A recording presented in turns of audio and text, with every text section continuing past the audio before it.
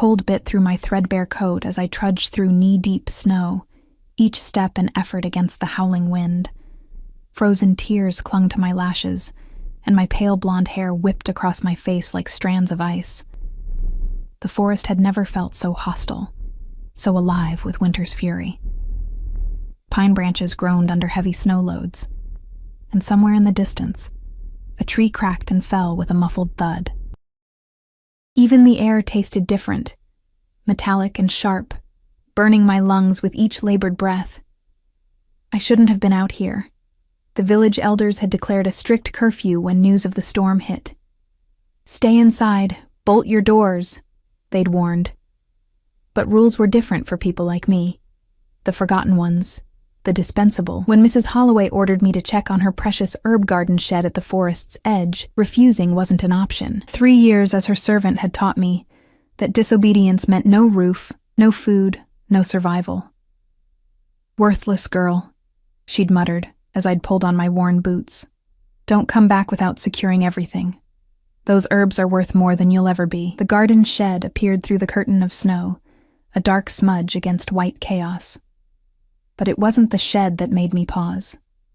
It was the shadows moving around it, low to the ground, leaving trails in the fresh snow.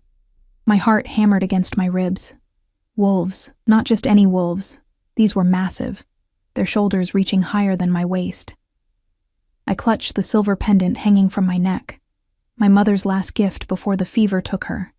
She'd pressed it into my palm 5 years ago, her fingers already cooling. "Kindness in a cruel world is not weakness, Eleanor," she'd whispered. "It's the greatest strength of all." The largest wolf lifted its head, and our eyes locked across the clearing. Amber eyes, intelligent and fierce, holding mine without blinking. I should have run. Any rational person would have, but in those eyes, beyond the wildness, I recognized something else: hunger, desperation, and something strangely human.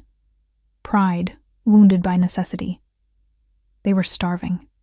The storm had driven them here, away from their hunting grounds. 5 wolves altogether, their ribs visible even through thick winter coats. The largest, clearly the alpha, stood protectively before the others. One of the smaller wolves limped, its front paw held gingerly above the snow, now stained with droplets of blood. My breath clouded before me as I made a decision that defied every survival instinct. Slowly, I moved toward the shed, keeping my movements deliberate, my eyes lowered but aware. The wolves tensed but didn't retreat. Inside the shed, among the dried herbs and gardening tools, Mrs.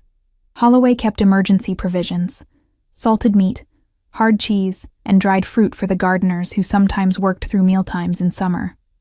I filled my arms with everything I could carry, then pushed the door open with my shoulder. The wolves hadn't moved. The alpha watched me, its gaze calculating, assessing the threat I might pose. Carefully, I placed the food in the snow, then stepped back, putting distance between myself and the offering. "It's okay," I whispered, though I knew they couldn't understand my words. "Take it, please." For a long moment, nothing moved except the swirling snow between us. Then the alpha approached the food, its massive paws silent despite their size. It sniffed once, then looked up at me again.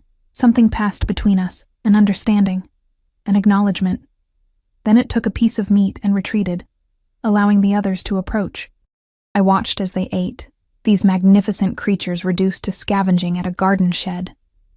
The injured one ate last, limping forward only after the others had taken their share. Its pain was evident in every movement. "Wait," I called softly, though I'd never expected to extend my stay. Back in the shed, I found a roll of bandage cloth Mrs. Holloway kept for binding her bundles.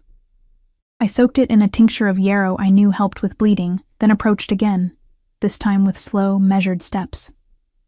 The wolves watched warily, but the alpha didn't growl as I inched toward the injured one. My hands trembled as I extended the bandage. "I want to help," I whispered. The injured wolf flinched when I touched its paw but didn't bite. I worked quickly, wrapping the cloth around the cut, securing it as best I could. When I finished, I found myself surrounded by the pack, their breath warm against my frozen skin. The alpha stepped forward, and for one terrifying heartbeat, I thought I'd misread everything. Then it pressed its muzzle against my hand, a gesture so gentle it brought fresh tears to my eyes. "You're welcome," I whispered. A distant church bell tolled, reminding me that I'd stayed far too long. Mrs. Holloway would be furious. I secured the shed as instructed, cast one last glance at the wolves now huddled together for warmth beneath the shed's small overhang, and began the journey back through the worsening storm. I didn't make it far. The wind had intensified, creating a white wall that disoriented me completely. Which direction was the village? Every landmark had vanished. My fingers and toes had gone numb, and exhaustion weighted my limbs. I stumbled forward until my foot caught on something hidden beneath the snow. As I fell, my head struck something hard. A rock, a log. I couldn't tell. Pain exploded behind my eyes, then darkness claimed me. Dreams came, vivid and strange. Warmth surrounded me. Voices spoke in hushed tones. A hand, rough but gentle, brushed hair from my forehead. I tried to open my eyes, but my body refused to obey. She saved them. She showed compassion when others would have shown fear. She's human. It changes nothing. It changes everything. You know the prophecy. The voices faded, and I slipped deeper into unconsciousness. When I finally woke, sunlight streamed through high windows, casting golden patterns across unfamiliar furs covering me. I lay on a bed larger and more luxurious than any I'd ever seen, in a room built of massive timber and stone. A fire crackled in a hearth big enough to stand in. Where was I? How had I gotten here? I pushed myself upright, wincing at the throbbing in my head. My clothes had been changed, the threadbare dress replaced by a soft nightgown of material, finer than anything I'd ever touched. Panic fluttered in my chest. Had someone found me in the storm? But who would bring me to such a place? The door opened, and a woman entered carrying a tray. She was perhaps 40, with streaks of silver in her dark hair, and a face that spoke of both hardship and kindness. "You're awake," she said, setting the tray beside the bed. "Good, you had us worried, sleeping so long." "Where am I?" My voice came out raspy, my throat dry. She poured water from a pitcher into a cup and handed it to me. "You're in Ravenwood Keep, in the Alpha King's personal quarters." The water caught in my throat, and I coughed. What?" She smiled patiently. "The Alpha King. Dominic Blackthorne. You're in wolf territory now, child." Wolf territory. The words made no sense. There was no wolf territory near our village. Only forest, then mountains, then more villages. Everyone knew that. Except, there had always been rumors. Stories told in hushed voices about people who weren't entirely people. Creatures that walked as men by day, but ran as wolves by night. We called them myths, fairy tales to frighten children into obedience. "I don't understand," I said, clutching the cup so tightly my knuckles whitened. "Those wolves last night were our pack mates, yes." She sat at the edge of the bed. "I'm Ada, the pack healer. You bandaged my son's paw last night. I wanted to thank you personally." The room spun slightly. "Your son?" "Liam, the young one with the injured paw." She studied me with curious eyes. "You truly don't know about us, do you?" Before I could answer, the door opened again. The man who entered seemed to fill the entire doorway. Tall, broad-shouldered, with an intensity that made the air in the room feel suddenly charged. His hair was dark as midnight, his jawline sharp enough to cut glass, but it was his eyes that stole my breath. Amber, fierce, and hauntingly familiar, the Alpha. He moved with predatory grace, stopping at the foot of the bed. His gaze traveled over me, assessing, calculating, just as it had in the forest. I clutched the furs closer, suddenly aware of how vulnerable I was.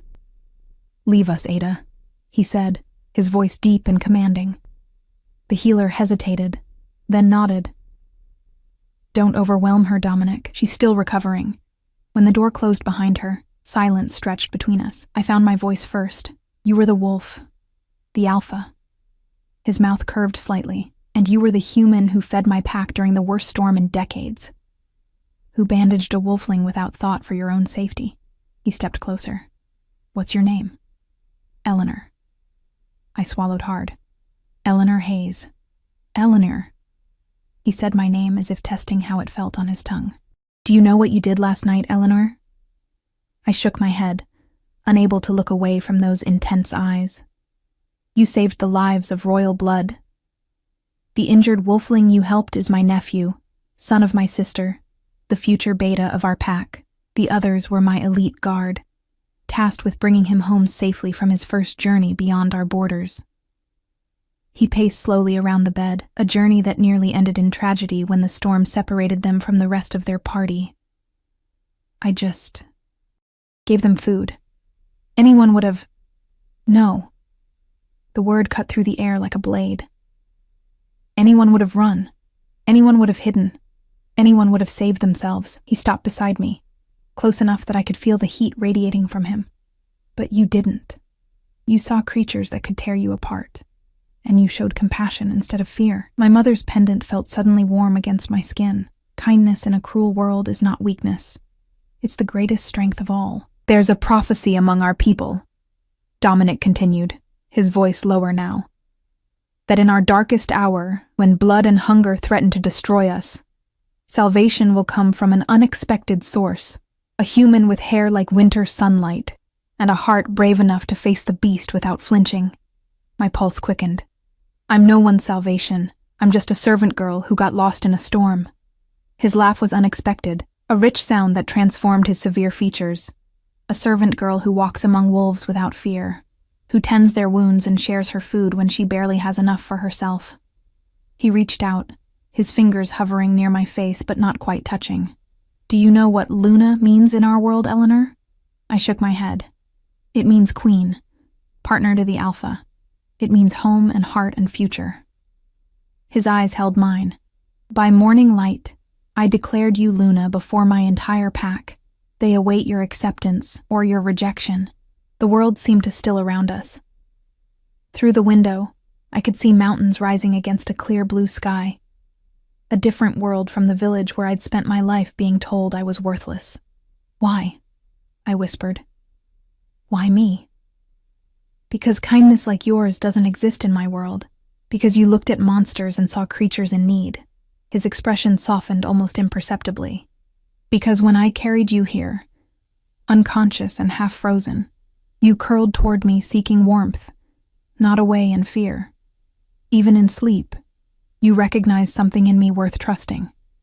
A knock at the door interrupted us. Dominic straightened, his expression shifting back to neutral. So quickly I wondered if I'd imagined the moment of vulnerability. Enter, he called. A young man appeared, his posture deferential. My king. The council has assembled as requested. They await your presence, and that of the human. Dominic nodded. Tell them we will join them shortly. When we were alone again, he extended his hand to me. Will you come, Eleanor Hayes? Will you face my council and hear what becoming Luna would mean? I looked at his outstretched hand, strong, capable of violence, yet the same hand that had carried me to safety. I thought of Mrs. Holloway, who would even now be cursing my name, assuming I'd fled, rather than returned to my life of servitude. Perhaps this was madness. Perhaps I was still dreaming, concussed in the snow. But if this was real, if this impossible man and his world of wolf people were real, then for the first time in my life, someone was offering me a choice. I placed my hand in his. I'll come, I said. I'll listen. Something flashed in those amber eyes. Satisfaction, relief. Perhaps even a hint of something warmer. He helped me from the bed, steadying me when my legs trembled beneath me. Then let us see what fate has in store for the girl who fed wolves in a storm, he said. And the Alpha King who found his Luna, where no one thought to look. Ada returned with a dress the color of forest shadows, deep green embroidered with silver thread that caught the light as I moved. She helped me dress, her hands gentle but efficient as she laced the bodice and arranged my hair, weaving small braids at my temples and securing them at the back of my head. The council will look for any reason to dismiss you, she said quietly, her fingers working through my pale blonde strands. They're traditionalists, bound to old ways. A human Luna is unprecedented. What exactly is a Luna? I asked, watching her reflection in the polished metal mirror. Dominic said it means queen. But It's more than that, Ada interrupted. The Luna is the heart of the pack. Where the Alpha brings strength and protection, the Luna brings compassion and wisdom. Together, they create balance. Her eyes met mine in the mirror. Our pack has been without a Luna since Dominic's mother died 5 years ago. Some say that's why he's grown so harsh. She secured the final braid with a silver pin. There. Simple but dignified. Remember to keep your head high no matter what they say. The council chamber was a vast room dominated by a circular table of polished oak. 12 chairs surrounded it, 11 occupied by men and women of varying ages, all watching me with expressions ranging from curiosity to undisguised hostility. Dominic stood at the remaining chair, his posture rigid, face impassive. As I entered on Ada's arm, a murmur rippled through the assembly. I felt their gazes like physical touches, assessing, judging, condemning before I'd spoken a single word. My legs trembled beneath the beautiful dress, but I remembered Ada's words and kept my chin lifted, my eyes forward. Council members. Dominic's voice filled the chamber without him raising it. I present to you Eleanor Hayes, savior of royal blood and declared Luna of the Ravenwood Pack. An older man with steel-gray hair slammed his palm against the table. This is absurdity, Dominic. A human girl? The prophecy speaks of salvation, not of elevating prey to rule over predators.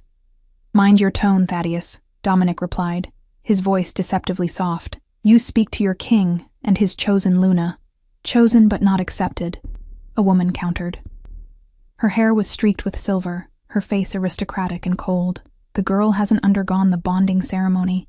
She hasn't accepted the role, which is why we're here, Victoria, Dominic said. Eleanor deserves to understand what becoming Luna entails before making her choice. My heart raced. No one had explained any ceremony. No one had mentioned bonding. Thaddeus leaned forward, his pale eyes fixed on me. Tell us, human. What do you know of our kind? The contempt in his voice made my spine stiffen. Until yesterday, I believed you were stories to frighten children, I answered honestly. Now I know differently. And that doesn't terrify you? Asked a younger woman, her expression genuinely curious. Learning that monsters from your nightmares are real? I thought of the wolves in the storm, hungry, but proud. Of Dominic carrying me to safety when he could have left me to freeze. You don't seem like monsters to me, I said quietly. Different, yes. Dangerous, perhaps, but not monsters. Dominic's expression remained neutral, but something in his eyes warmed. He pulled out the chair beside his. Sit, Eleanor. Listen. Then decide. For the next hour, I learned about a world hidden alongside my own. The shifters, humans who could transform into wolves, had existed for centuries, gradually retreating from human civilization as fear and persecution followed them. They formed packs, established territories, created their own society with laws and traditions older than any human nation. The Ravenwood Pack was the largest and most powerful, their territory spanning forests and mountains I'd never known existed. Dominic had been alpha for 7 years, ascending to the throne when his father was killed in a challenge from a rival pack. The role of Luna is sacred, explained an elderly woman named Iris, the only council member whose eyes held no judgment when they looked at me. When an alpha chooses his Luna, their souls become bound. The Luna shares in the alpha's strength, longevity, and certain abilities. What abilities? I asked. Heightened senses, Dominic answered. Accelerated healing, and a mental bond with your mate, with me, that allows silent communication across distances. My pulse jumped at the word mate, and several council members exchanged knowing glances. Clearly they could hear my reaction. The ceremony is irreversible, Thaddeus said, his tone suggesting he hoped this would frighten me. Once bound, only death can break the connection. You would belong to our world completely, never again fully human. And if I refuse? The question slipped out before I could stop it. Silence fell over the chamber. Dominic's face remained unreadable, but tension radiated from him. Then you would be returned to your village with no memory of us, Victoria said. A simple spell to protect our secrecy. You would wake believing you'd been rescued by traveling merchants during the storm. My village, Mrs. Holloway. The endless days of servitude stretching before me like a prison sentence. I thought of the pendant against my skin, my mother's final wisdom. What would she advise now? There is another matter to discuss, Iris said gently. The prophecy. All eyes turned to a scroll that lay unopened at the center of the table. Dominic nodded, and Iris carefully unrolled it, reading in a language I didn't understand before translating. When blood flows between packs and darkness descends, salvation will come with the winter sun. One not born of wolf, but of compassionate heart will stand between destruction and redemption. The Alpha who recognizes this light will forge a bond that transcends ancient divisions, and from their union will come peace or annihilation. She looked up at me. Your hair, like winter sunlight. Your compassion for creatures you should fear. And the timing. It cannot be coincidence. What timing? I asked. The council members exchanged glances. It was Dominic who answered, his voice grave. War is coming. The Eastern Pacts have formed an alliance against us, led by a shifter named Ronan Bloodmoon. He believes humans should be subjugated, not avoided, that shifters should reclaim territories lost centuries ago. His jaw tightened. 3 border villages have already disappeared without explanation. We believe he's building an army. Horror filled me. Villages like mine, defenseless against such power. If Ronan succeeds in uniting more packs to his cause, thousands of innocent humans will die, Dominic continued. And eventually, humans will discover our existence and retaliate. The resulting war would destroy both our kinds. And I'm supposed to prevent this? I asked incredulously. A servant girl with no power, no influence. The prophecy doesn't specify how salvation comes, Iris said. Only that it begins with the bond between Alpha and Luna. I looked at Dominic, searching his face for answers. Is that why you declared me Luna? Because of a prophecy? Something flashed in his eyes, frustration, perhaps even hurt.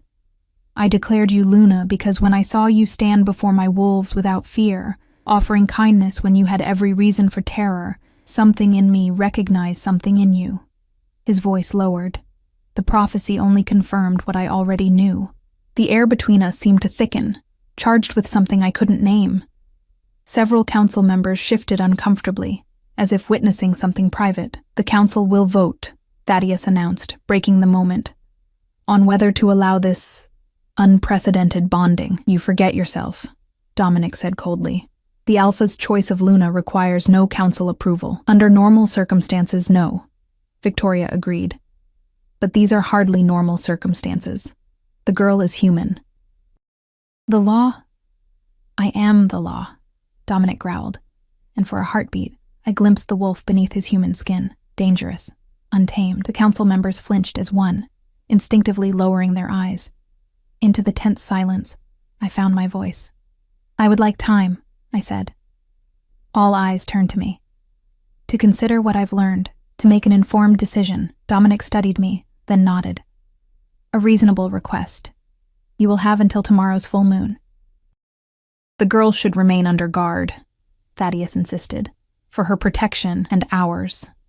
I'll guard her myself, Dominic replied, his tone brooking no argument. He extended his hand to me, a mirror of his earlier gesture in the bedroom. Come, Eleanor. There's more of Ravenwood you should see before you decide. Outside the council chamber, I released a breath I hadn't realized I'd been holding. They hate me.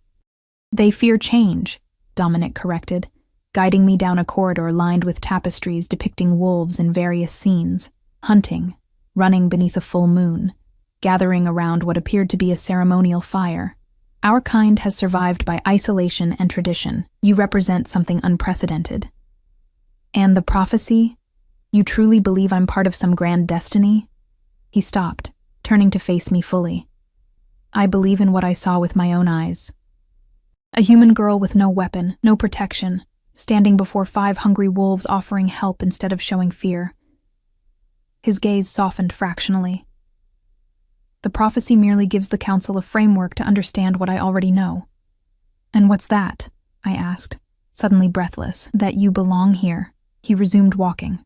Come, let me show you why. Ravenwood Keep was larger than I'd imagined. A sprawling structure of stone and timber that blended almost seamlessly with the surrounding forest. From outside, It was nearly invisible among the trees, a fortress hidden in plain sight. Inside, it housed over 300 shifters, Dominic explained. The central building contained the royal quarters, council chambers, and common areas where pack members gathered. Surrounding it were smaller dwellings, workshops, training grounds, and gardens. As we walked, people stopped to watch us pass. Some bowed to Dominic, others simply lowered their eyes respectfully. All regarded me with undisguised curiosity. "They know who you are," Dominic said. "News travels quickly in a pack. What do they think of me?" I asked. "They're reserving judgment," he replied honestly. "They trust me as their alpha, but a human Luna is unexpected."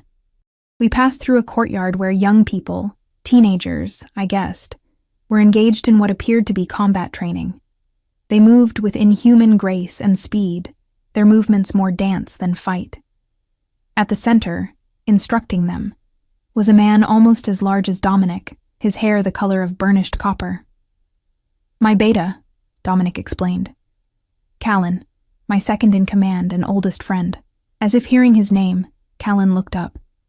His eyes, a startling green, widened slightly when he saw me, then narrowed assessingly. He said something to the students, then approached us with long strides.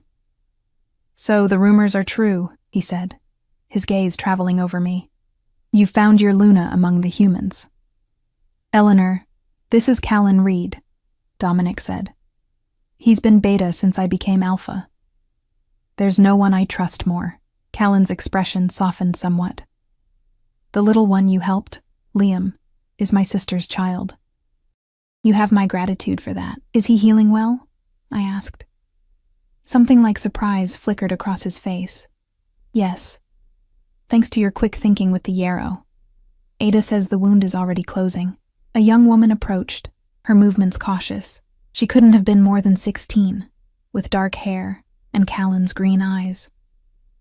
"Uncle," she addressed Dominic, then bowed slightly. "Is this her? The human who helped Liam?" "This is Eleanor," Dominic confirmed. "Eleanor, this is Sophia, Callan's daughter and one of our most promising young warriors." The girl studied me with frank curiosity. "Is it true you're going to be our Luna? That you'll help us stop the war?" "Sophia," Callan warned. "It's all right," I said. "I haven't decided yet. I'm still learning about your world." Sophia nodded, her expression suddenly serious beyond her years. "Whatever you decide, thank you for saving my cousin." My aunt hasn't stopped talking about the brave human girl with the healing hands. As we continued our tour, I noticed a pattern in the reactions I received. The younger pack members approached with open curiosity, while the older ones hung back, their expressions more guarded. Children played freely, some in human form, others as wolf pups tumbling through patches of lingering snow. "They shift from birth?" I asked, watching a woman transform seamlessly from wolf to human to gather a wayward toddler. "They're born human but can shift from early childhood," Dominic explained. "Full control usually comes around puberty." We reached a massive clearing on the keep's eastern edge. Below us, the forest stretched endlessly, giving way to mountains in the distance. The late afternoon sun cast long shadows across untouched snow, creating a landscape so beautiful it stole my breath. "This is my favorite view," Dominic said quietly. "On clear nights, the moon reflects off the snow so brightly you can see for miles." I glanced at him, struck by the unexpected softness in his voice. For a moment, the fierce Alpha King was gone, replaced by a man sharing something precious with another soul. "It's beautiful," I whispered. "This is what we protect," he said. "Not just territory or power, but a way of life. A place where our kind can live without fear, where children can run under the moon without hiding what they are." He turned to me, his expression more open than I'd yet seen it. "This is what Ronan would destroy with his war." The weight of the prophecy, of the choice before me, settled on my shoulders. I wasn't just deciding my own fate, but potentially the fate of two peoples. "I'm afraid," I admitted. "I'm no one special, Dominic, just a girl who did what anyone with a heart would do." His hand found mine, surprisingly gentle for someone so powerful.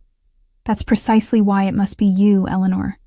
Because in a world where cruelty is expected, you chose kindness. His fingers tightened around mine. And tomorrow night, under the full moon, I hope you'll choose us.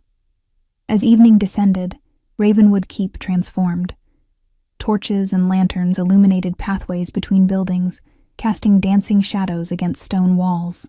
The air filled with the scent of wood smoke and cooking food, and somewhere, someone played a stringed instrument I didn't recognize, its melody haunting and beautiful. Dominic led me to a great hall where long tables were arranged in a horseshoe shape. Pack members filtered in, taking seats in what seemed to be a predetermined order. At the center table's head stood 2 ornate chairs, one clearly for Dominic, the other, I presumed, would be for his Luna. For me, if I accepted. "Tonight is a feast in your honor," Dominic said, his voice low near my ear. "A tradition when an alpha presents his chosen Luna. I haven't accepted yet," I reminded him. His lips curved slightly. "The feast happens regardless. It gives the pack a chance to observe you. To begin accepting the possibility." He guided me toward the head table. "You'll sit beside me. Ada will be on your other side to guide you through the customs." All conversation ceased as we entered. Hundreds of eyes tracked our progress across the hall. I felt the weight of their collective gaze. Curious, assessing, some friendly, others openly skeptical. I clutched my mother's pendant through the fabric of my dress, drawing strength from it. The meal was unlike anything I'd experienced in my life of servitude.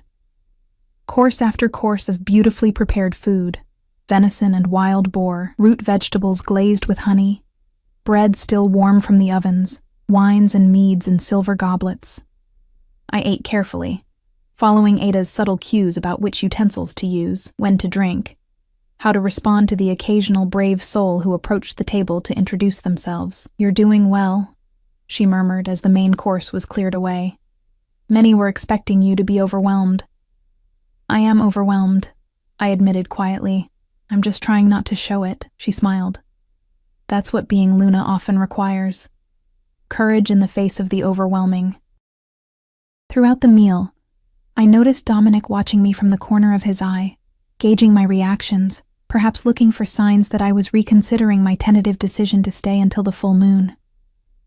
What I couldn't tell him, couldn't fully admit even to myself, was that with each passing hour, returning to my old life seemed increasingly impossible. After dessert, berries and sweet cream with honey cakes, Dominic rose.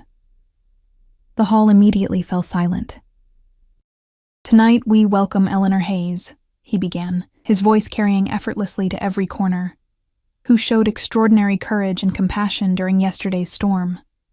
When she found 5 of our pack, including my own nephew, stranded and injured, she offered food and healing without hesitation." Murmurs rippled through the assembly. I kept my eyes on my plate, uncomfortable with the attention. "Some of you have questions about my decision to declare her Luna," Dominic continued. "Some doubt the wisdom of bringing a human into our most sacred bond." His tone hardened slightly. "I remind you of the prophecy that has guided our pack for generations, of the signs we have awaited." He placed a hand on my shoulder, the weight both reassuring and commanding. "Eleanor has been given until tomorrow's full moon to decide whether to accept the bond. Until then, she is an honored guest of the Alpha. She will be treated with the respect that position deserves." The underlying warning in his words was unmistakable. Across the room, I saw several pack members lower their eyes submissively. "Now," his voice lightened, "as tradition dictates, let us show our potential Luna the joy of pack life, as well as its responsibilities." The tables were quickly cleared to the sides of the hall, creating an open space in the center. Musicians appeared with instruments, drums, flutes, and the stringed instrument I'd heard earlier, which I now saw resembled a lyre but with more strings. "Dancing," Ada explained, seeing my confusion, "an important part of pack bonding." The music began, slow at first, then building in tempo. Couples and groups formed in the center of the hall, moving together in steps that seemed part traditional dance, part controlled wildness. There was something primal in the movements, something that spoke to the dual nature of these people, human form containing wolf spirit. "Will you join them?" Dominic asked, extending his hand to me. "I don't know the steps," I protested. "There are no wrong steps in pack dancing," he replied, "only the joy of movement together." Before I could decide, A commotion at the hall's entrance drew all eyes. A group of shifters entered, their clothes travel-stained, their expressions grave. At their head was a woman I hadn't yet met. Tall, with dark hair streaked dramatically with silver, despite her relatively young face. She carried herself with authority, and I noticed several council members rise respectfully as she approached. "Diana," Dominic said, his posture straightening. "We didn't expect you back so soon." "The situation has changed," she replied without preamble, her eyes flicking briefly to me before returning to Dominic. "We need to speak. Now." Dominic nodded once, then turned to me. "This is my first sentinel, Diana Nightshade. She leads our border patrols and intelligence gathering." To Ada, he added, "See that Eleanor is comfortable. I'll return when I can." As he left with Diana and her party, whispers erupted throughout the hall. The festive mood dimmed noticeably, replaced by an undercurrent of tension. "What's happening?" I asked Ada. She sighed. "Diana's team has been monitoring Blood Moon's movements. If she's returned early and with that expression, the news isn't good." The dancing resumed, but with less enthusiasm. I found myself watching the door through which Dominic had disappeared, an unexpected concern building in my chest. After nearly an hour with no sign of his return, Ada suggested we retire to my quarters. "The council will be in session late tonight," she explained as we walked through torchlit corridors. "Whatever news Diana brought, it's significant." In my room, a fire had been lit against the night's chill. Ada helped me out of the formal dress and into a nightgown of soft linen, then left me with a promise to return in the morning. Alone, I moved to the window, gazing out at the moonlit forest. The nearly full moon cast silver light across the snow-covered landscape, beautiful and alien. Sleep eluded me. I paced the room, my mind racing with everything I'd learned, everything I'd experienced. This strange new world with its politics, prophecies, and looming war seemed so far removed from my life of quiet servitude. Yet something in it called to me, a sense of belonging I'd never felt in the village. A soft knock at my door startled me from my thoughts. When I opened it, Dominic stood in the corridor, his face drawn with exhaustion and worry. "I apologize for disturbing you so late," he said. "I saw light beneath your door and thought you might still be awake." "I couldn't sleep," I admitted, stepping back to allow him entry. "Too much to process." He moved to the hearth, staring into the flames. In the firelight, the angles of his face seemed harsher, the weight of leadership visible in the set of his shoulders. "The news isn't good, is it?" I asked quietly. He glanced at me, surprise flitting across his features. "No. Blood Moon's forces have taken another village. 50 humans dead. Many more taken prisoner." Horror washed through me. "Prisoner? For what purpose?" Dominic's expression darkened. "Ronan believes humans should serve shifters. That we should rule openly, with humans as a subservient class." He ran a hand through his hair, a surprisingly human gesture of frustration. "He's keeping some alive to work. Forced labor. Others, I prompted when he didn't continue. "He's experimenting with forced turning, trying to convert humans into shifters against their will." My blood ran cold. "Is that possible?" "Not as he's attempting it. The traditional method requires a ritual, consent, and a bond between wolf and human. What he's doing..." Dominic's jaw tightened. "It's resulting in death or madness for the humans subjected to it." I sank onto the edge of the bed, my legs suddenly weak. "These villages, are they like mine?"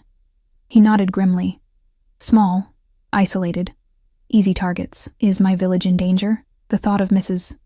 Holloway, for all her cruelty, facing such horrors made my stomach twist. And there were children in the village, innocents who had shown me kindness when they could. "It's not in the immediate path of Blood Moon's advance," Dominic said. "But if he continues unchecked..." I stared at my hands, remembering how they'd trembled as I'd bandaged the injured wolf's paw. Such a small act of compassion. And now I was being asked to believe it could change the course of a war. "The prophecy," I said softly. "You truly believe I'm part of it? That I can help stop this?" Dominic moved from the fire to sit beside me, close enough that I could feel the heat radiating from him, but not touching. "I believe in what I've seen with my own eyes. Your courage, your compassion, your ability to look beyond differences to see need." He paused. The bond between Alpha and Luna is powerful, Eleanor. Together, we would be stronger than either of us alone. And if I refuse? If I choose to return to my village? His expression remained carefully neutral, but something flashed in his eyes. Pain, perhaps, or resignation. Then I respect your choice. You would be returned safely, your memories of us removed to protect both you and our secret. He looked away, and we would face Blood Moon with whatever strength we possess. A silence fell between us, heavy with unspoken possibilities. Outside, clouds drifted across the moon, momentarily dimming the silver light streaming through the window. "Why me?" I whispered finally. "Of all the humans in the world, why choose a servant girl with nothing to her name?" Dominic's gaze returned to mine, intense and searching. "Because when I carried you through the snow, unconscious and half-frozen, your heartbeat synchronized with mine. Because when you opened your eyes in this room, you showed curiosity before fear." His voice softened. "Because something in me recognized something in you, Eleanor. Something that felt like home." The word hung in the air between us. Home, something I hadn't truly had since my mother died. Mrs. Holloway's house had been shelter. Nothing more. A place where I existed but never belonged. "I should let you rest," Dominic said, rising. "Tomorrow is an important day, regardless of your decision." At the door he paused, looking back at me. "Whatever you choose, Eleanor Hayes, know this. You have already changed us by your presence here. You have reminded us of what compassion looks like in a world grown cold with suspicion and fear." Something like a smile touched his lips. "And you've given a jaded Alpha King reason to hope again. That alone is a gift beyond measure." After he left, I returned to the window, watching as clouds continued their dance across the moon. Below, in the courtyard, I glimpsed a massive wolf, Dominic in his other form, padding silently across the snow, his dark fur a shadow against whiteness. He paused, looking up at my window as if sensing my gaze. For a moment, our eyes met across the distance. Then he turned, disappearing into the forest beyond the keep's walls.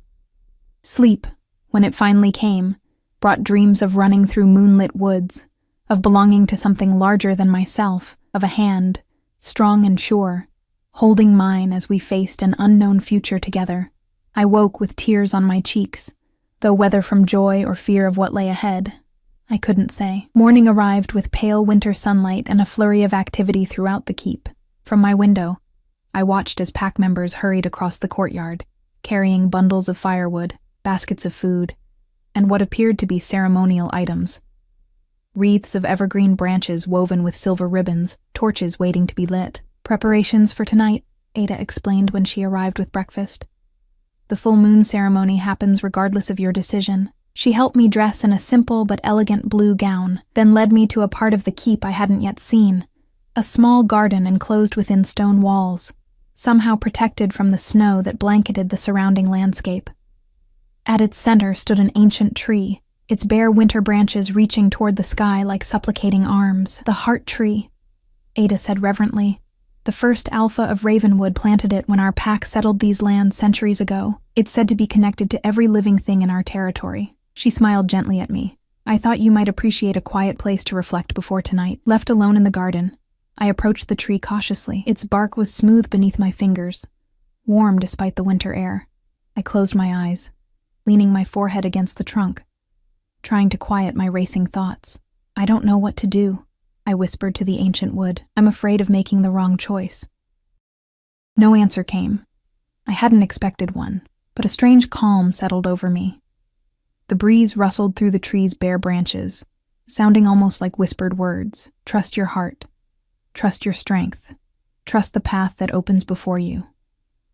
I thought of my mother's pendant, her final wisdom about kindness being strength, not weakness. Perhaps this was what she'd meant, that compassion could bridge worlds, could transform a servant girl into someone who might help prevent a war. As the sun climbed higher, I made my decision. When I returned to the main building, a tension filled the air that hadn't been present the previous day. Pack members moved with urgency, speaking in hushed tones that ceased when I approached. Even the children seemed subdued, their play less boisterous under the watchful eyes of anxious adults. I found Dominic in a room I hadn't seen before, a war chamber essentially, with a massive table bearing a detailed map of the surrounding territories. Colored markers indicated positions of forces, boundaries, and what I assumed were civilian settlements.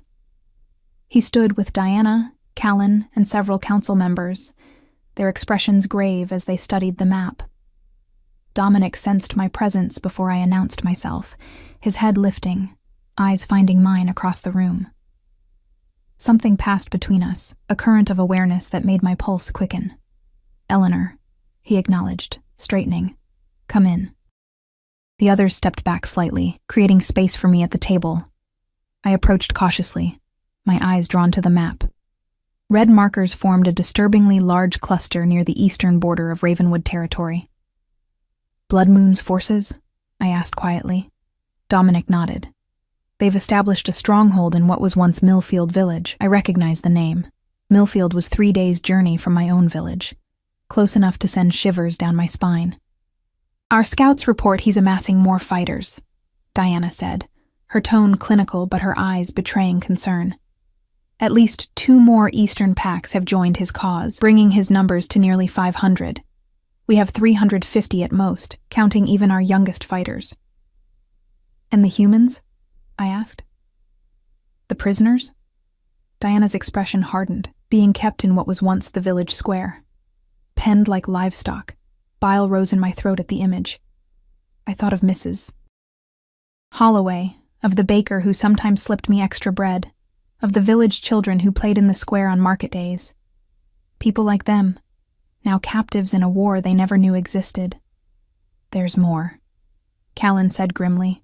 A message delivered at dawn. He slid a parchment across the table. The note was brief, written in a bold, slashing script. "To the so-called Alpha King of Ravenwood, your pack's time as leaders ends with the next full moon. I have heard the rumors of your human Luna and the prophecy you believe she fulfills. Bring her to the old borderlands tonight if you wish to prove the prophecy true.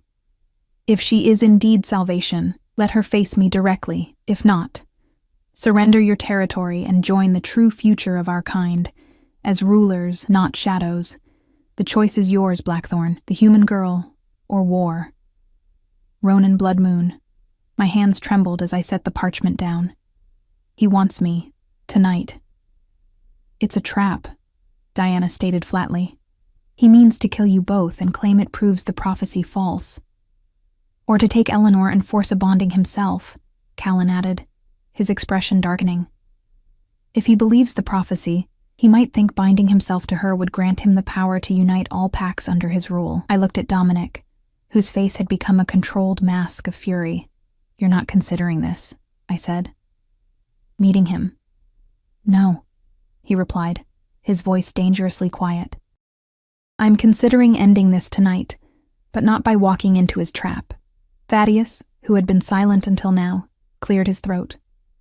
"The timing cannot be ignored. Blood Moon delivers this ultimatum on the very night our potential Luna is to decide her fate." His pale eyes fixed on me. "Perhaps the human should return to her village. Remove the immediate target, and abandon our people to Blood Moon's war?" Dominic growled. "The prophecy is clear. Our salvation comes through unity, not retreat. If the prophecy is even about her," Victoria murmured, though she fell silent when Dominic's gaze swung to her. I studied the map again, noting the positions of villages like mine. Small, defenseless communities, with no knowledge of the supernatural war brewing around them. Communities that would be decimated if Blood Moon continued his advance. "I've made my decision," I said quietly. All eyes turned to me. Dominic's expression remained carefully neutral, though tension radiated from him. "I will accept the bond," I continued. "I will become Luna of Ravenwood." Relief flickered across several faces, but Dominic's eyes narrowed slightly. "Why?" he asked, his voice pitched for my ears alone. "Because of Blood Moon's threat? Out of fear?" I met his gaze steadily. "Because of what I saw in the garden this morning. Because sometimes kindness means standing between harm and those who cannot protect themselves." I glanced at the map, at the red markers advancing toward innocent villages, and because something in me recognizes something in you, Dominic Blackthorn, something worth fighting for. Something in his expression softened. Not quite a smile, but a lessening of the grim mask he'd worn since I entered. "Then we proceed with the ceremony tonight," he announced to the room. "And afterward, we strengthen our borders against whatever blood moon plans." The council members dispersed, leaving only Dominic, Diana, Callan, and me. "I don't like this timing," Diana said bluntly. "Blood moon's ultimatum, the ceremony. It feels orchestrated." "You think we have a traitor," Dominic stated. She nodded grimly. "Someone feeding blood moon information about the prophecy, about Eleanor. Increase security around the keep," Dominic ordered. "Triple the guards at all entrances. No one leaves or enters without direct authorization from one of us." As Diana left to implement these measures, Callan turned to me. "The Luna ceremony is sacred, Eleanor. By accepting, you're taking on not just a title, but responsibility for every life in this pack." "I understand," I said, though in truth, I couldn't fully comprehend the weight I was agreeing to bear. "Do you?" His green eyes searched mine. "Once the bond is formed, there's no returning to your human life. You become part of us completely." He glanced at Dominic. "Part of him, most of all." Dominic placed a hand on his friend's shoulder. "She understands, Callan. She's made her choice." After Callan departed, we were left alone in the war chamber. Dominic moved to the window, gazing out at the forest where, somewhere beyond the trees, an enemy gathered strength. "You can still change your mind," he said quietly. "Until the moment the bond is sealed, you have that freedom." I joined him at the window. "Would you prefer I did change my mind?" He turned to me, surprise flashing across his features. "No. From the moment I saw you in the storm, something in me recognized you as mine." His honesty was startling, but I want your choice to be made freely, not from fear or manipulation. "It is," I assured him. "When I was in the garden this morning, I felt clarity, as if I could finally see the path I was meant to walk." His hand found mine, his fingers warm and strong as they intertwined with my own. "Then walk it with me, Eleanor Hayes. Together, we face whatever comes." The hours before the ceremony passed in a blur of preparation.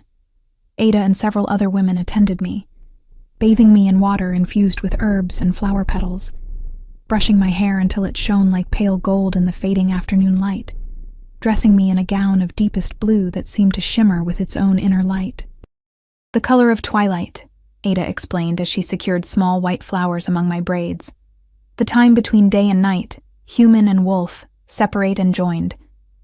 She placed her hands on my shoulders, meeting my eyes in the mirror. "Are you afraid?" "Yes," I admitted, "but not of the ceremony, of failing, of not being enough to help stop this war." Her expression softened. "The prophecy doesn't say you alone will bring salvation, Eleanor. It says through your union with the Alpha, a path will open." She squeezed my shoulders gently. "You don't carry this burden alone." As twilight descended, I was led to a clearing deep in the forest, where the entire pack had gathered in a great circle. Torches blazed against the growing darkness, their light reflecting off the snow and creating an otherworldly glow. At the circle's center stood a stone altar draped with furs, and beside it, Dominic. He had transformed from the battle-ready Alpha I'd seen earlier to something even more powerful, dressed in ceremonial leathers adorned with symbols I didn't recognize. A crown of antlers and silver upon his brow. Our eyes met across the distance, and everything else seemed to fade. The murmuring crowd, the crackling torches, even the cold night air. There was only him, waiting for me at the circle's heart. Ada guided me forward, the pack parting to create a path. As I walked, they began to sing. A melody without words, rising and falling like the wind through trees. The sound surrounded me, entered me, until I felt I was walking not just through the physical space, but through the collective spirit of these people who might soon be mine. Iris, the elderly council member who had shown me kindness, waited at the altar alongside Dominic. Her hands held a silver chalice and a ritual knife, its blade gleaming in the torchlight. "Who comes to the sacred circle seeking union?" she asked, her voice surprisingly strong. "Eleanor Hayes," Ada answered from behind me, human-born, wolf-hearted, chosen of the Alpha. And does she come freely, with full knowledge of the bond she seeks? I found my voice. I do. Who welcomes her to the pack? Iris continued. I, Dominic Blackthorn. Dominic replied, his voice resonating through the clearing. Alpha of Ravenwood, guardian of the ancient ways, protector of these lands. He extended his hand across the altar, and I placed mine in it. His skin burned against mine, as if his inner wolf ran closer to the surface tonight. The bond between Alpha and Luna is sacred, Iris intoned, addressing the gathered pack. It is body and spirit joined, strength and compassion united, protection and nurturing balanced. She turned to me. Do you, Eleanor, pledge to stand beside your Alpha, to guide with wisdom when strength alone is not enough, to heal what is broken, to nurture what grows, to be the heart of this pack until death claims you? The words rose from somewhere deep within me, as if I'd always known them. I pledge my heart, my strength, my life to this pack and to its Alpha. Where he leads, I will follow. Where he falters, I will steady. Where he fights, I will guard. My life for his, my spirit entwined with his, until the last breath leaves my body. Murmurs of approval rippled through the assembly. Iris turned to Dominic. And do you, Alpha of Ravenwood, pledge to honor this human-born Luna, to protect her, to heed her counsel, to share your strength and your burden with her, to make her truly your equal in all things? Dominic's eyes never left mine. I pledge my protection, my strength, my very life to this Luna and to our bond. Where she walks, I will guard. Where she speaks, I will listen. Where she loves, I will cherish. My life for hers, my spirit entwined with hers until the last breath leaves my body. Iris raised the silver chalice. The moon witnesses your pledges. The earth remembers your words. The ancestors hear your promise. She handed the chalice to Dominic, who drank before offering it to me.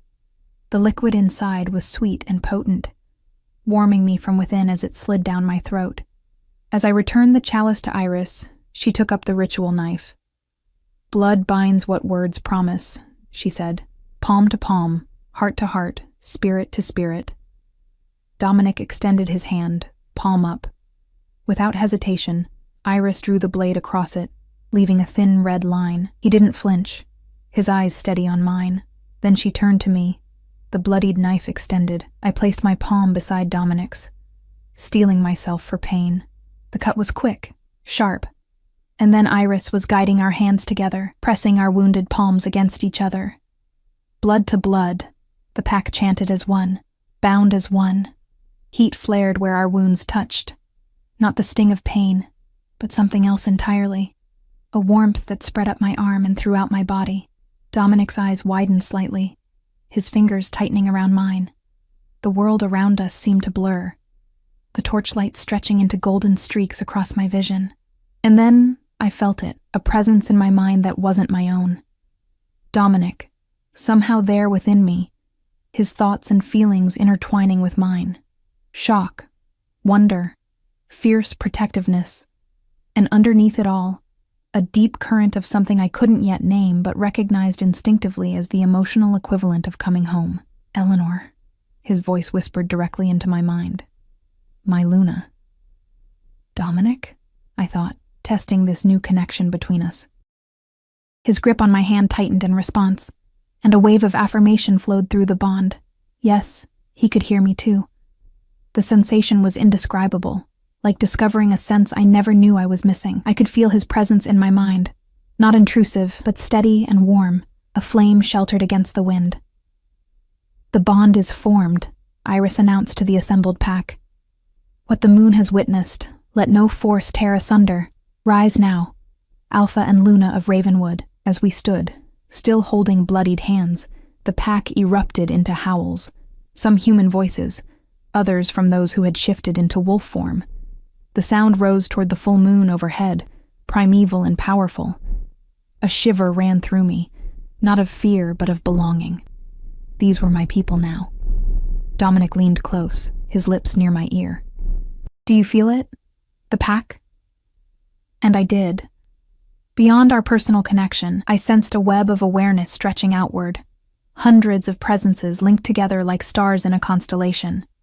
Some shone brighter, closer, Ada, Callan, even young Sophia, while others formed a gentle background hum of community and strength. I was part of something larger than myself, something ancient and enduring. The ceremony transitioned into celebration. Music, dancing, and a feast laid out on long tables at the edge of the clearing. Pack members approached to offer congratulations and pledges of loyalty. I found myself responding with unexpected ease, names and faces flowing into my mind through my connection with Dominic. It will become more controllable with time, he explained privately, as we shared a quiet moment between greetings. The bond is new and open now. You'll learn to moderate what flows between us, to maintain privacy when you need it. And the other changes? I asked hesitantly. Iris had explained that the bonding would alter me physically, not fully shifter, but no longer entirely human either. Dominic's thumb traced circles on my palm, our wounds already closed to thin pink lines. Those will come gradually, enhanced senses first, then accelerated healing, strength, longevity. His eyes met mine, your body adjusting to match my lifespan. The enormity of what I'd done, what I'd become, washed over me. I would outlive everyone I'd known in my human life, would watch generations pass while I remained unchanged beside Dominic. The thought was both terrifying and exhilarating. A commotion at the edge of the clearing interrupted my contemplation. Diana pushed through the celebrating pack members, her expression grim, Callan close behind her. Alpha, she said urgently when she reached us. Scouts report movement at the eastern border. Blood Moon's forces are advancing, the joy drained from Dominic's face, replaced by the mask of leadership. Through our bond, I felt his mind shift, compartmentalizing emotion, analyzing strategic options, calculating risks with cool precision. How many? He asked. At least 100 fighters, Callan answered. Moving through the Shadow Valley Pass. They'll reach our outer settlements by dawn if not intercepted. Dominic turned to me, conflict evident in his eyes. This should have been our night of celebration, of private completion of our bond. Instead, war had found us at our most vulnerable moment. Go, I said before he could speak. Do what you must. Relief and regret mingled across our bond. I must gather the council, organize our defense. He glanced at the celebrating pack, many unaware of the danger approaching. This needs to be handled without causing panic. I'll stay with the Luna, Ada said, appearing at my side as if summoned by my need. The rest of the bonding rituals can wait. Dominic nodded gratefully, then pressed his forehead briefly against mine, a gesture more intimate than a kiss could have been. Be safe, he whispered, both aloud and through our bond. You too, I replied, squeezing his hand before letting him go. As Dominic left with Diana and Callan, Ada guided me to a quiet corner of the celebration. This isn't how your first night as Luna should be, she said regretfully. None of this is how things should be, I replied, watching pack members continue to dance and feast, oblivious to the threat gathering at their borders. A human Luna, a prophecy, an enemy at the gate. It's like something from a storybook, not real life. Ada smiled gently. Yet, here you are, living it. We sat in companionable silence for a time, watching the celebration continue. I sipped spiced wine, noting how my senses seemed already enhanced. I could pick out individual instruments in the music, distinguish conversations from across the clearing, smell the subtle differences between the various flowers woven into my hair. Through my new bond, I felt Dominic's focused concentration as he planned with his warriors, his determination tinged with regret at our interrupted night. I sent back reassurance, surprised at how naturally it came to me. A sudden spike of alarm shot through the bond, jerking me upright. Something was wrong. Dominic was afraid? No, furious, betrayed. Eleanor, his voice filled my mind, urgent and commanding. Get back to the keep. Now. I stood so abruptly I nearly knocked over my wine. Something's happened, I told Ada, already moving toward the forest path that led back to Ravenwood Keep. Ada fell into step beside me, her expression concerned. What do you sense? Danger. Betrayal. I quickened my pace. We need to get back. We hadn't gone far when a howl pierced the night, a warning call that sent the celebrating pack into immediate alert. The music stopped. Conversations ceased, and then chaos erupted as warriors shifted forms and raced toward the keep. Mothers gathered children. Elders organized evacuation procedures with practiced efficiency. A massive wolf bounded from the trees ahead of us. Callan in his shifted form. He paused long enough for Ada to understand his silent communication, then disappeared back into the forest. Blood Moon's forces breached the northern perimeter, Ada translated grimly. They were let in. The traitor, I breathed, remembering Diana's suspicions. Thaddeus, Ada confirmed. He disagreed with your bonding, believed we should surrender to Blood Moon rather than fight. It seems he took matters into his own hands. Horror filled me. The pack members at the keep are being evacuated to the sanctuary caves. Ada pulled me off the main path, onto a narrower trail I hadn't noticed. But you can't go there. If Blood Moon's true target is you, the Luna, we need to get you somewhere safe. My new instincts rebelled at the thought. No, Dominic needs me. The pack needs me. Ada stopped, gripping my shoulders. Listen to me, Eleanor. You are the heart of this pack now. If Blood Moon captures you, he could use the bond against Dominic. Break him through you. The strongest protection you can offer now is to stay free and alive. Through our bond, I felt Dominic's agreement, painful though it was for both of us. He was fighting, leading, protecting our people. My capture would divide his attention when he needed all his focus. Where then? I asked. There's a place, Ada said, already moving again, pulling me deeper into unfamiliar forest. Sacred to our pack, hidden from outsiders. She glanced back at me. The Heart Garden, where the first Luna of Ravenwood established her power. If any place can protect you, it's there. We ran through the night-darkened forest, the full moon occasionally breaking through the trees to light our way. My newly enhanced senses helped me navigate the treacherous terrain, my body responding with strength and agility I'd never possessed before. Behind us, the sounds of battle grew. Snarls, howls, the clash of weapons. Smoke rose above the treetops, lit orange by flames. They had set fire to parts of the keep. My heart ached for the destruction, for the pack members fighting and falling, but I pushed forward, trusting Dominic to lead them through this night. Through our bond, I felt his fierce concentration, his strategic mind directing defenders, coordinating evacuations, engaging directly with enemies when necessary. Beneath it all ran a constant awareness of me, my safety, his ultimate concern even as he fought for our entire pack. I'm with Ada, I sent to him. Heading for the Heart Garden, relief flooded back along our connection. Good. Stay there until I come for you, no matter what you hear or sense. The Heart Garden, when we finally reached it, was nothing like I expected. No cultivated flowers or arranged pathways, but a perfectly circular clearing dominated by a ring of ancient standing stones. At the center grew a tree I recognized, the twin of the one in the enclosed garden where I'd made my decision that morning. The original heart tree, Ada confirmed, seeing my recognition. The one in the keep's garden was grown from a cutting. This is the source of its power. The clearing hummed with energy I could feel on my skin, in my bones. The full moon shone directly overhead, bathing the sacred space in silver light. As we stepped between the standing stones, a sense of profound safety enveloped me, as if the very air recognized and welcomed the Luna of Ravenwood. What happens now? I asked, touching the rough bark of the heart tree. We wait, Ada replied, her expression grave. And we pray that Dominic turns the tide. Through our bond, I monitored the battle raging miles away. Dominic fought like the predator he was, his strength and skill unmatched among either pack. But Blood Moon's forces outnumbered ours, and they had the advantage of surprise thanks to Thaddeus's betrayal. I felt Dominic's pain as he took wounds, his grief as pack members fell, his determination never faltering despite the mounting losses. And something else. He was searching for someone specific among the enemy fighters. Blood Moon himself.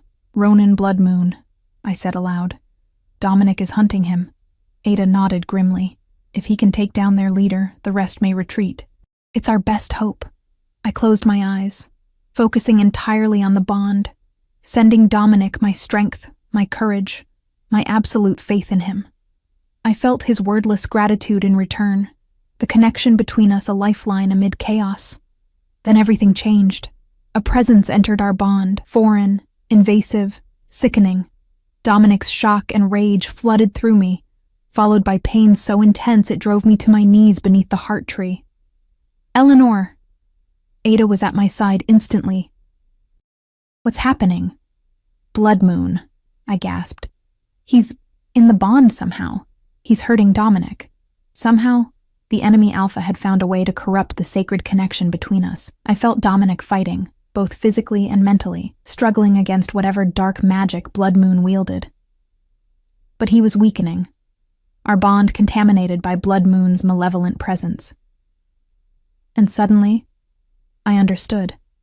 The prophecy hadn't been about preventing war through political alliance or diplomatic skill. It had been about this moment, about the bond itself, about a human Luna, bringing something new and unexpected to the ancient magic of the Pax. I pressed my palms against the heart tree, feeling its ancient power thrum beneath my fingers. Help me, I whispered to it, to the moon overhead, to whatever forces had brought me to this place. Show me how to fight this. Knowledge flooded me, not in words, but in instinct and emotion. I was the Luna of Ravenwood, bound to its Alpha, connected to its land. This was my territory to protect, my mate to defend, my pack to save. The power to do so had been mine since the moment our blood mingled. I closed my eyes, focusing entirely on the bond. Where Blood Moon's corruption spread like black poison, I imagined my essence as purifying light, the winter sunlight of the prophecy. I pushed back against his invasion, reclaiming what was mine, what was ours. Dominic, I called through our connection. Fight with me. Our bond is ours alone. I felt his response, weak but present. Together, we pushed against Blood Moon's intrusion, our combined will gradually forcing his presence from our sacred connection. Through Dominic's eyes, I glimpsed our enemy. A massive shifter with cruel eyes and a scarred face, his expression changing from triumph to confusion to fury, as he felt his power over us slipping. With one final surge of will, we expelled him completely. Our bond snapped back into place, pure and strong and ours alone. Through it, I sent Dominic everything I had, my strength, my trust, my newfound power as Luna. And I felt the exact moment when Dominic, renewed by our victory, struck the killing blow against Blood Moon.